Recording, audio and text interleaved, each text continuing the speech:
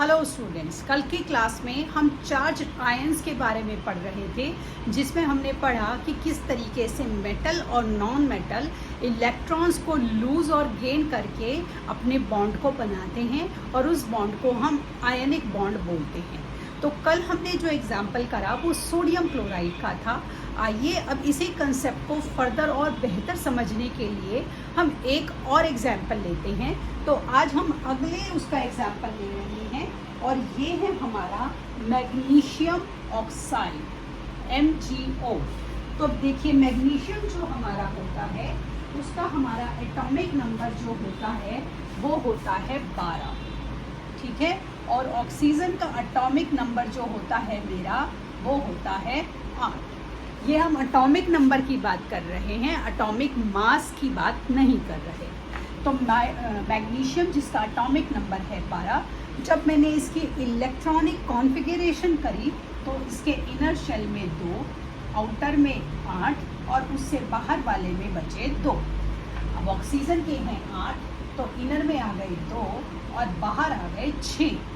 अब 2 परिस्थिति हो सकती है, या तो मैग्नीशियम ऑक्सीजन से एक एक करके 6 इलेक्ट्रॉन ले ले, या मैग्नीशियम ऑक्सीजन से 6 इलेक्ट्रॉन ले ले, या मैग्नीशियम ऑक्सीजन को 2 इलेक्ट्रॉन दे दे।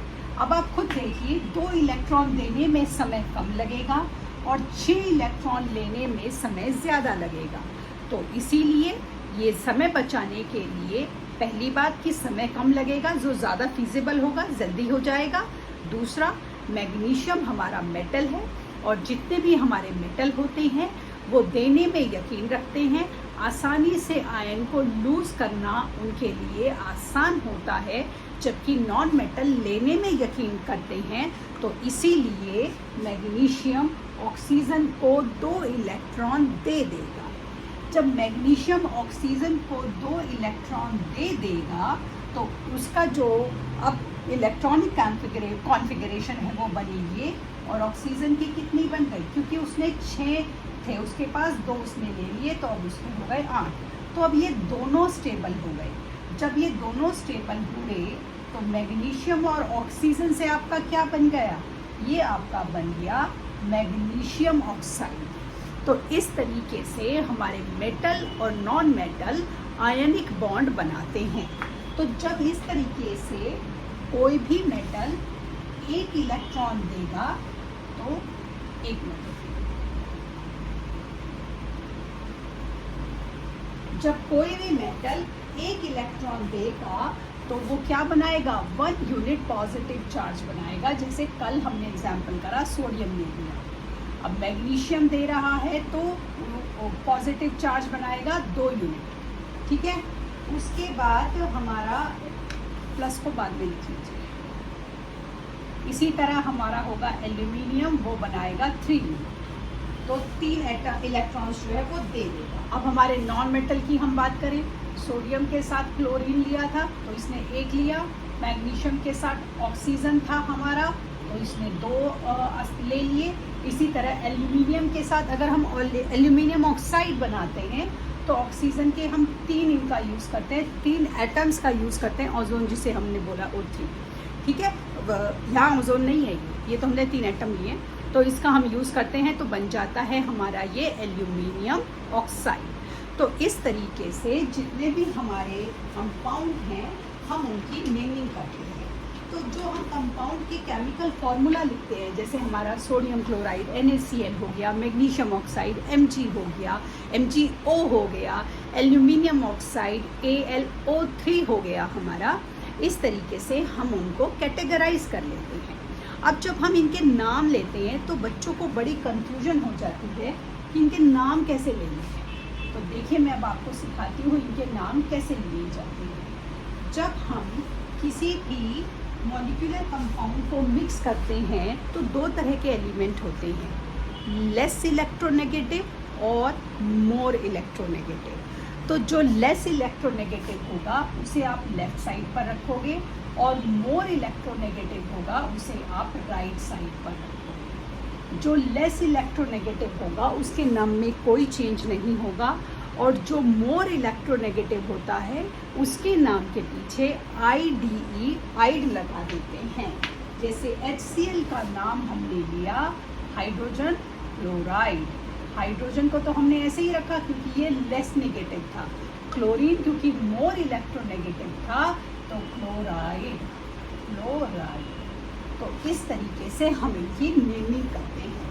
तो अब जब हम ना ऐसे ना प्रीफिक्सेस और सफिक्सेस लगाते हैं, प्रीफिक्स जो पहले लगाया और सफिक्स जो बाद में लगाया। अब जैसे CO है तो कार्बन को तो आपने ऐसे ही लिख दिया, ठीक है। ये ऑक्सीजन का एक लिया है मैंने, तो मोनो, कार्बन मोनो ऑक्साइड, ठीक है। उसके बाद हमारा है CO2। CO2 कार्बन का तो अगेन मेरा एक ही है। ऑक्सीजन के कितने हैं? 2, तो हो गया डाइऑक्साइड, ठीक है। तो 2 है तो क्या लग गया? डाई। एक था तो क्या लगा? मोनो। अब मान लो मेरा है PCl3, तो मेरा इसमें फॉस्फोरस ट्राइक्लोराइड। फॉस्फोरस को तो मैंने ऐसे ही नाम दे दिया फॉस्फोरस। ये मोर इलेक्ट्रोनेगेटिव था, क्लोराइड, फॉस्फोरस क्लोराइड। अब आप कहेंगे कि मैम ये तो 3 था, तो इसको कैसे लिखूंगी मैं? फॉस्फोरस क्लोराइड ना लिख के फॉस्फोरस ट्राइक्लोराइड, ठीक है। अब ये मैंने इस तरीके से इसको 3 के उसमें मैंने इसको क्या नाम दे दिया? ट्राइक्लोराइड। अब मान लीजिए मेरा है CCl4। CCl4 में अब हमारा क्या हो जाएगा? ये मेरा हो जाएगा कार्बन, तो ऐसे ही लिख दूंगी कार्बन, और ये क्या है? Cl4 tetrachloride. 4 है, तो 4 है तो क्या नाम आ गया? टेट्रा। अब मान लीजिए PCl5 ले लिया, फॉस्फोरस, और हमने क्लोरीन के ले लिए 5, तो फॉस्फोरस पेंटाक्लोराइड। क्या हो गया मेरा? ये फॉस्फोरस पेंटाक्लोराइड। तो 5 थे तो मैंने इसे क्या नाम दे दिया? पेंटा। तो हमने क्या सीखा आज कि जब 1 था तो मोनो, 2 थे तो डाई, 3 था तो ट्राई, 4 थे तो टेट्रा, और 5 थे पेंटा। इस तरीके से जब हम मॉलिक्यूलर कंपाउंड्स बनाते हैं तो हम उनके मॉलिक्यूलर कंपाउंड्स की नेमिंग करते हैं। लेस इलेक्ट्रोनेगेटिव लेफ्ट साइड पर, मोर इलेक्ट्रोनेगेटिव राइट साइड पर।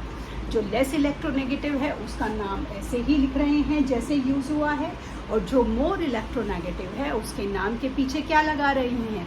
IDE आइड। तो टेट्राक्लोराइड ऑक्साइड, इस तरीके से हम इनके नाम बना देते हैं। आइए अब इनके मॉलिक्यूलर कंपाउंड के हम वो बनाना सीखते हैं। अब जैसे हम इनको कैसे बनाते हैं वो भी सीखते हैं कि वो कैसे करते हैं। तो मान लीजिए आपका जो एग्जाम्पल है वो है आपका CCl4 कार्बन टेट्राक्लोराइड। तो कार्बन के कितने हैं आपके? 4, कार्बन टेट्राक्लोराइड CCl4, सी लेंगे CCl। कार्बन के कितने हैं आपके? मान लीजिए 4, और क्लोरीन का 1, तो इसको इससे CCl4। इस तरीके से हमारी ये बन गई। मान लीजिए मेरा है कार्बन डाइऑक्साइड, तो कार्बन डाइऑक्साइड, कार्बन के 4, ऑक्सीजन के 2, इसको इससे किया, इसको इससे किया, C2O4, 2 कॉमन लेकर काट दिया तो ये क्या हो गया? CO2, कार्बन डाइऑक्साइड, ठीक है। इस तरीके से हम इन्हें बनाते हैं। मान लीजिए आपका एक एलिमेंट है X, जिसकी वैलेंसी मतलब जो आउटर शेल में उसके इलेक्ट्रॉन हैं उसे हम वैलेंसी बोलते हैं, जितने भी आउटर शेल में होते हैं। तो सल्फाइड ऑफ एन एलिमेंट आपको बताना है। Formula for sulphide of an element, sulphide, ठीक है। एन एलिमेंट और एलिमेंट को ले लीजिए, सल्फाइड है आपका E और S। एलिमेंट हमारा क्या हो गया? तो सल्फाइड का बनाना है 4,2, तो ये मेरा हो गया E2SO ES2। इस तरीके से ये मेरे फॉर्मूले बनते हैं। तो आउटर शेल में अगर एक है इलेक्ट्रॉन और उसको देना है तो क्या हो जाएगा, हमारी उसकी वैलेंसी 1 पॉजिटिव, वो डोनेट करेगा। और आउटर शेल में उसको अगर एक चाहिए, 7 है जैसे क्लोरीन के, तो उसको एक इलेक्ट्रॉन चाहिए तो उसकी वैलेंसी 1 नेगेटिव हो जाएगी, मतलब उसने 1 इलेक्ट्रॉन लिया है। इस तरीके से हमारा ये टॉपिक आज ख़त्म होता है। आगे का टॉपिक अगली क्लास में करेंगे। तब तक के लिए शुभ रात्रि।